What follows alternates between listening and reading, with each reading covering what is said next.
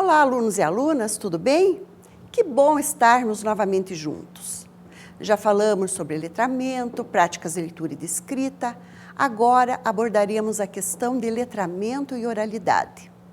Vejamos. Mesmo sendo o uso da fala mais abarcante que o da escrita, não significa que uma é mais respeitável que a outra, já que utilizamos ambas, oralidade e escrita, para apregoar nosso entendimento e concretizar aprendizados sociais. No entanto, o uso da escrita para a sociedade tem um valor social significante, possui proeminência, pois é a modalidade empregada em livros, periódicos, publicações, livros científicos, apontamentos. Enfim, é a linguagem lecionada nas escolas. A oralidade é contraída nas relações sociais do nosso cotidiano. Desde o nosso nascimento, somos participantes de circunstâncias sociais. E cabe a nós nos comportarmos de um modo distinto em cada circunstância comunicativa. O conjunto é que origina o tipo de linguagens que necessitamos utilizar. Por exemplo, a fala com amigos e familiares é simples. Se nos dirigirmos a uma autoridade, utilizaremos a fala formal. Por isso, a prática da oralidade é uma forma de inclusão cultural e de socialização. Falo em inclusão social, mas muitas vezes a fala é também motivo de exclusão social, quando o indivíduo traz em sua fala as marcas de sua identidade linguística. Essa identidade é manifestada nas variedades sociais, que são geográficas e tantas outras. E esse indivíduo sofre o que nós chamamos de preconceito linguístico, aliás, assunto que já foi debatido nestas aulas. Mesmo que a fala seja nosso meio mais usado de comunicação, a escrita é tida como modalidade de maior prestígio, como demonstra o slide. Vejamos.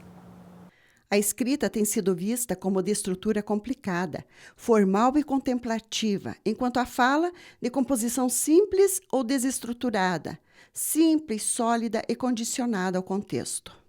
Sob o ponto de vista mais essencial da realidade humana, seria plausível definir o homem como um indivíduo que fala, e não como uma pessoa que escreve. Todavia, isso não denota que a oralidade tenha superioridade ante a escrita, nem explana a convicção de que a fala é elementar e a escrita é resultado da fala. Portanto, a escrita não pode ser encerrada como uma representação da fala. A língua, seja ela na modalidade escrita ou falada, conjectura, em adequada medida, a organização da sociedade, e uma não deve ser mais excepcional que a outra. As duas têm suas próprias distinções, mas não devem ser ponderadas como distintas, pois oralidade e escrita são duas práticas sociais e não dois bens das sociedades distintas. É importante analisar a oralidade nos diversos contextos sociais. Conforme afirma Luiz Antônio Marcucci, em sua obra publicada em 2001, na página 25, a oralidade seria uma prática social interativa para fins comunicativos que se apresenta sob várias formas ou gêneros textuais fundados na realidade sonora. Ela vai desde uma realização mais informal a mais formal, nos mais variados contextos de uso. A escrita em conjunto com a oralidade é usada nos diversos contextos sociais basilares da nossa vida, como no trabalho, no colégio, no dia a dia, na família, na vida burocrática e na vida intelectiva.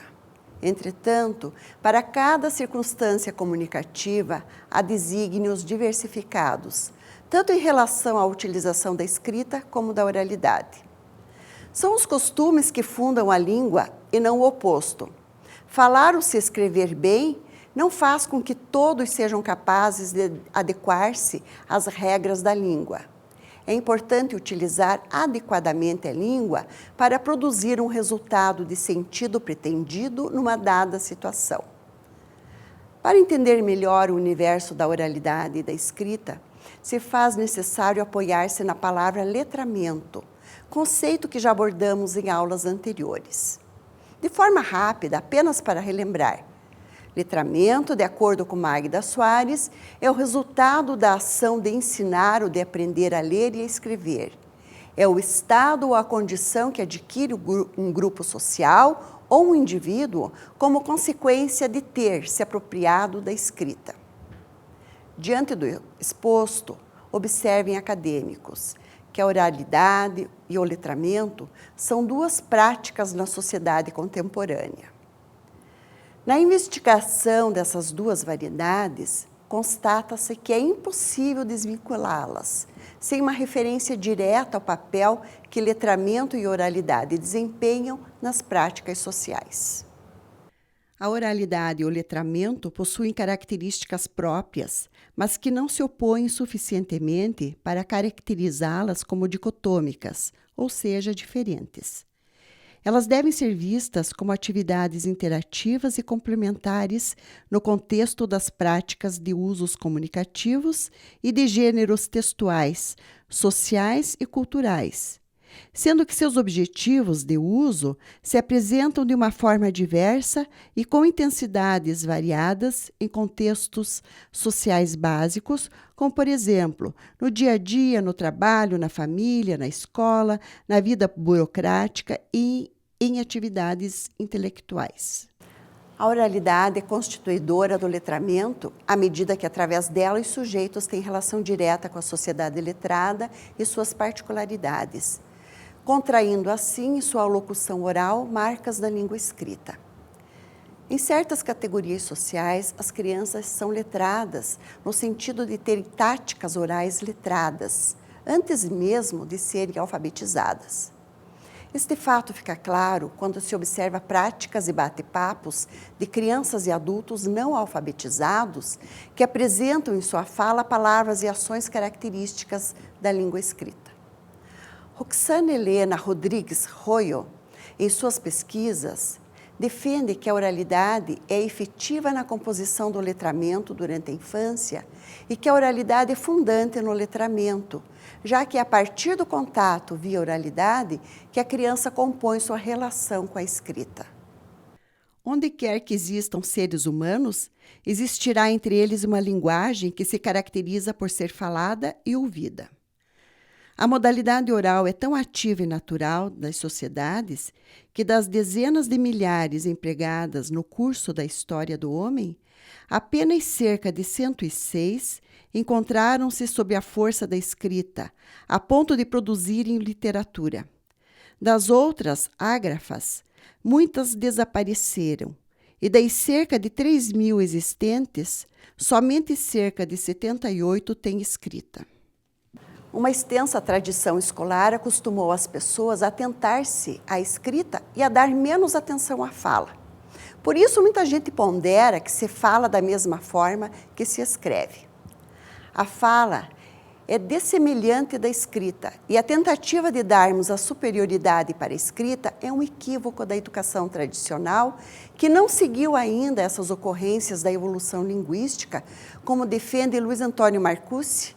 Fala e escrita são duas modalidades de uso da língua e que o aluno deve ser fluente no uso de ambas.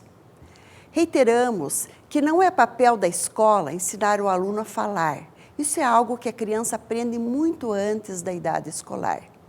Talvez por isso a escola não tenha tomado para si a tarefa de ensinar quaisquer usos e formas da língua oral. O que faz grande parte das vezes é corrigir a fala considerada, vamos dizer, errada dos alunos, por não ser coincidente com a variedade linguística de prestígio social. O desenvolvimento da competência de expressão oral do educando depende respeitosamente de a escola compor-se numa atmosfera que respeite e abrigue a vez e a voz, diferença e disparidade de seus alunos e de ensinar-lhe os usos da língua adequados a distintas circunstâncias comunicativas. De nada adianta acolher o estudante como ele é, mas não lhe proporcionar ferramentas para confrontar-se com circunstâncias em que não será benquisto se reproduzir as formas de expressão próprias de sua comunidade. É preciso, assim, ensinar-lhe a empregar adequadamente a linguagem, a perpetrar o uso da língua oral de forma cada vez mais ajustada. Queridos alunos, em seu percurso acadêmico, vocês devem ter observado que incomuns são as atividades de língua que cultivam a oralidade do e no estudante. A produção do texto oral é tão respeitável quanto do escrito. Se o desígnio da escola é elevar o estudante à obtenção da propriedade da língua padrão, seja ela falada ou escrita, ela peca quando não trabalha esta língua na modalidade oral. Apreciar deste modo a oralidade na medida em que se trabalha a língua com atividades em sala de aula seria da jurisdição da escola desde a alfabetização.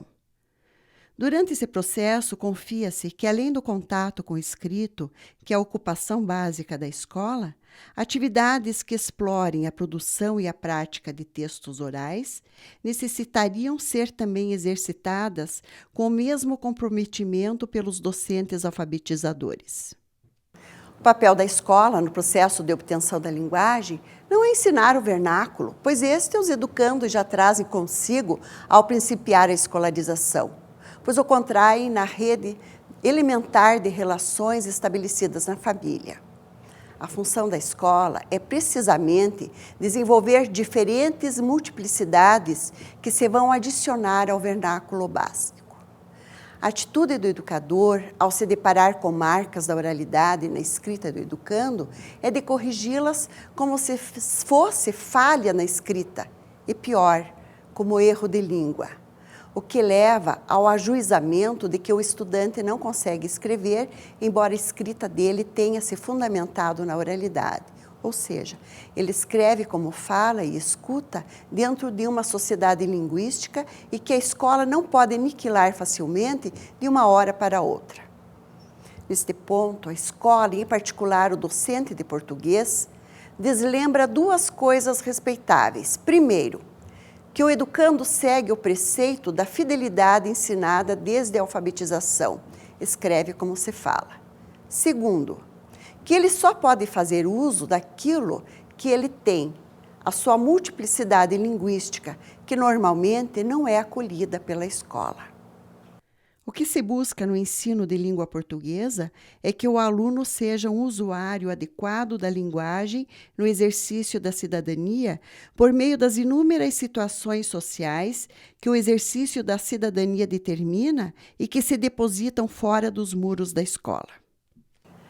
Podemos citar como situações sociais a busca de serviços, as tarefas profissionais, os encontros institucionalizados, a defesa de seus direitos e opiniões.